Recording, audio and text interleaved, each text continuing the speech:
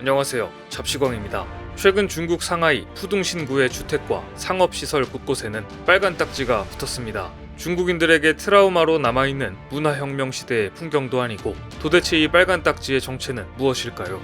중국 위생부 통계에 따르면 지금까지 중국의 코로나19 백신 접종은 8억 4,500만 회에 달합니다. 중국에서 백신을 한 차례라도 맞은 사람은 6억 2,200만 명이나 됩니다. 하지만 무려 14억이나 되는 중국의 전체 인구를 생각하면 아직 가야 할 길이 멉니다.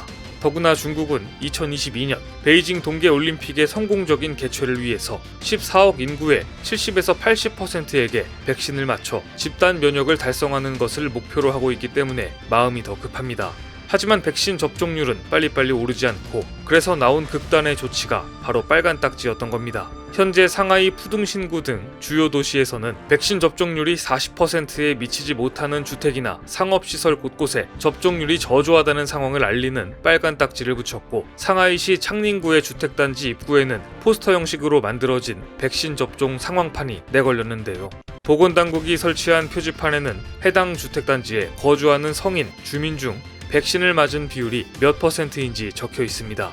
그런데 중국이 이처럼 백신 접종률을 높이려고 조바심을 내는 이유 중에는 동계올림픽만이 아니라 유럽과 미국, 한국 등에서 추진하고 있는 백신 여권 때문입니다. 유럽연합은 오는 7월 1일부터 모든 회원국에 코로나19 백신 여권을 도입하는 방안을 최종 승인했습니다. 백신 여권은 코로나19 백신을 접종했다는 사실을 증명하는 디지털 인증서입니다. EU가 발급할 백신 여권의 공식 명칭은 디지털 그린 패스. 이 패스는 전자 아이디와 암호화 인증키 시스템에 기반을 둔 것으로 위조할 수 없는 스마트폰 QR코드 형태라고 알려졌습니다. 이후에 폰데어 라이엔 위원장은 유럽의약품청의 승인을 받은 백신을 접종했다면 EU 회원국에 대한 자유이동과 관광이 가능하게 될 것이라고 밝혔는데요. 어느 나라보다 빠른 접종률을 보이고 있는 미국에서는 백신 여권이 특히 뉴요커의 필수품처럼 여겨지고 있을 정도입니다. 지난 6월 11일 뉴욕 필하모니 오케스트라가 뉴욕 맨해튼 브라이언트 파크에서 무료 공연을 열었는데요. 이 공연에서 뉴요커 700여 명은 백신 여권을 제시하고 입장해 공연 내내 마스크를 벗고 거리 두기에서도 해방된 채 공연을 즐겼습니다.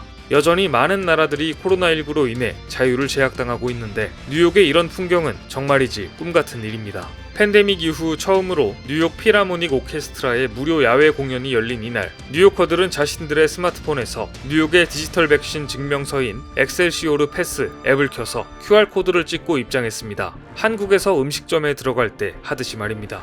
이처럼 현재 뉴욕주는 미국 안에서 최대의 백신 여권 실험장이라 해도 과언이 아닙니다. 결국 백신 여권은 단순히 외국인이 입국할 때만 사용하는 것이 아니라 입국 후 시설에 입장할 때도 QR코드처럼 사용이 가능하기 때문에 백신 접종 여부와 동선 추적 등 필수적인 역할을 합니다. 따라서 올림픽을 앞두고 있는 일본과 중국에게는 너무나도 절실한 시스템인 것이죠.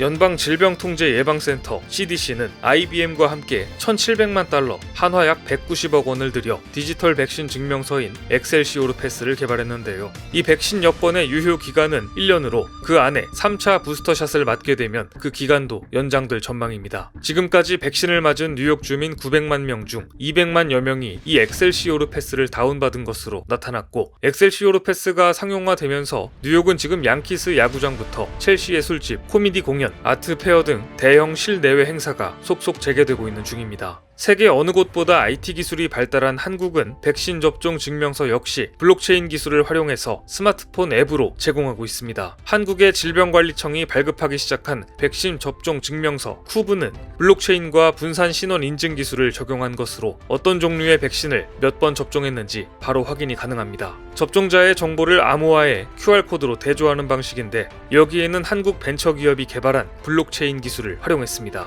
질병관리청은 쿠브가 기존 전자 출입명부 인증 방식과 동일하면서도 위조나 변조될 위험이 없다고 설명했습니다. 어느 병원에 남는 백신이 있는지 네이버와 카카오를 통해 바로바로 알 수 있었듯이 한국은 백신 여권 기술도 다른 나라보다 빠르게 개발해내며 앞으로 민간 플랫폼에서도 빠르고 간편하게 백신 접종 여부를 증명할 수 있게 될 것으로 보이는데요. 조만간 국민들의 편의를 위해 네이버나 카카오톡 등 국민이 널리 이용하는 앱에서도 백신 접종 증명서를 국가가 인정하는 공인 서비스로 제공할 수 있도록 하겠다고 밝혔습니다. 하지만 지금 시점에서 백신 여권이 가장 필요한 나라는 도쿄올림픽을 앞두고 있는 일본일 것입니다. 일본으로 들어오는 선수단과 코칭 스태프들의 백신 여권을 검증해야 하고 관중으로 들어오는 자국민들까지 백신 접종 여부를 검증할 수 있는 시스템이 필요하기 때문이죠. 결국 일본 정부도 마침내 백신 여권 발급을 선언했습니다. 그런데 모두들 예상하셨다시피 역시나 종이로 발급됩니다. 그리고 이마저도 아주 많은 시간이 필요하다는 이야기가 들려왔습니다.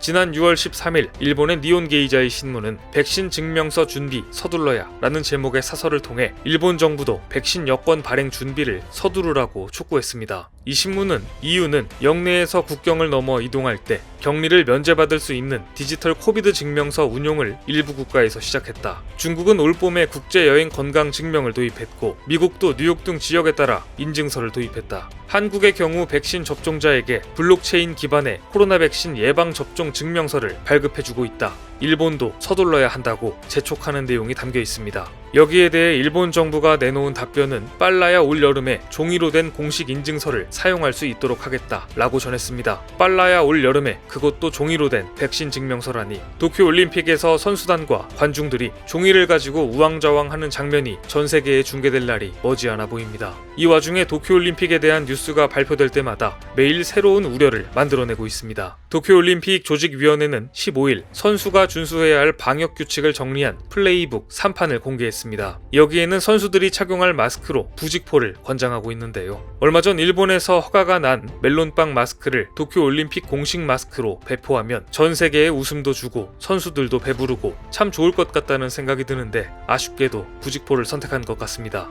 그런데 이 플레이북에 전 세계 스포츠 선수들이 분노할 만한 조항이 추가되었습니다. 여기에는 선수가 방역 규칙을 위반했을 때 벌칙으로 경기 참가 자격 박탈뿐만 아니라 금전적 제재와 더불어 국외 추방 조치를 취한다는 내용이 명기되었습니다. 일본이 만든 방역 수칙은 분명 복잡하고 엉망일 것이기 때문에 선수들 입장에서는 까딱 실수했다가는 올림픽에 출전했다가 돈도 뜯기고 추방까지 당하는 최악의 상황을 맞이할 수 있게 됩니다. 이렇게 되자 세계적인 스포츠 스타들의 도쿄올림픽 불참 소식이 연일 들려오고 있습니다.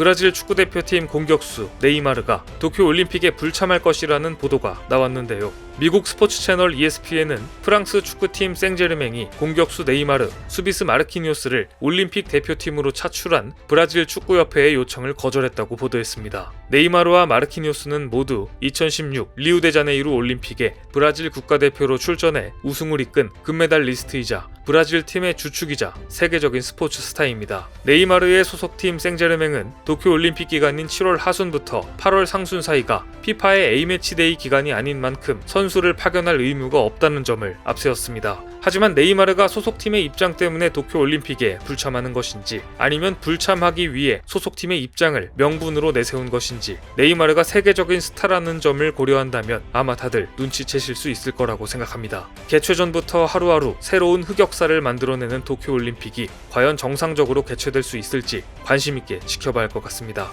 오늘 준비한 소식은 여기까지입니다. 댓글을 통한 여러분들의 많은 의견 기다리겠습니다. 많은 분들의 생각이 모였을 때 진정 가치 있는 지식이 완성될 것입니다. 시청해주셔서 감사합니다.